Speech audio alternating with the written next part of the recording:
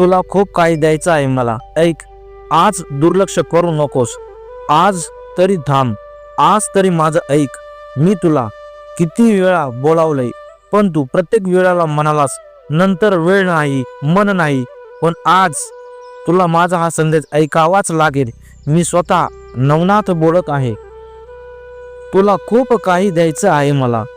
तुला वाटतं मी काही देत नाही, मी तुझं ऐकत नाही. अरे वेडा, मी तर तुझ्यासाठीच खूप आधीच तयार आहे, पण तू दरवेळीच दार उघडत आहेस. तुला खूप काही द्यायचं आहे मला. शांती द्यायची आहे, मनाची भीती काढून द्यायची आहे, तुझ्या आयुष्यातील अडलेली वाट मोकळी करायची आहे. पण तू काय करतोस? दुःखात मला हाक मारतोस आणि सुखात मला विसरतोस. तू दुर्लक्ष करतोस, पण मी नाही. तुला माहिती आहे का, तू झोपलेला असतानाही मी तुझ्या डोक्यावर हात ठेवून उभा असतो. तू रडत असताना तुझं एकही अश्रू माझ्यापासून लपलेले नसते.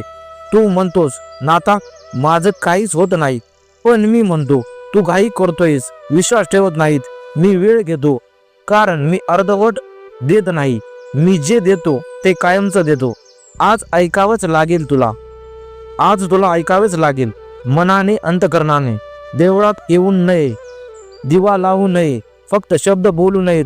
आज मन खाली ठेवून, अहंकार बाजूला ठेवून माझ्या समोर उभा राहा आणि एकच वाक्य बोल, नाता मला तू हवा आहेस. बस यापेक्षा काही नको. मी तुला बदलणार नाही. मी तुला ओळखून देईन. मी तुला कोणती तरी वेगळं बनवणार आहे. मी तुला कोण आहेस हे आठवून देईल. तुझ्यात जी शक्ती आहे ती तू विसरलायस, मी ती पुन्हा जागी करीन. जे लोक तुला कमी लेखतात त्यांना उत्तर देण्याची गरज नाही, मी त्यांना उत्तर देईन. तू फक्त तुझ्या मार्गावर चालत राहा. शेवटचा नाही पण महत्वाचा संदेश.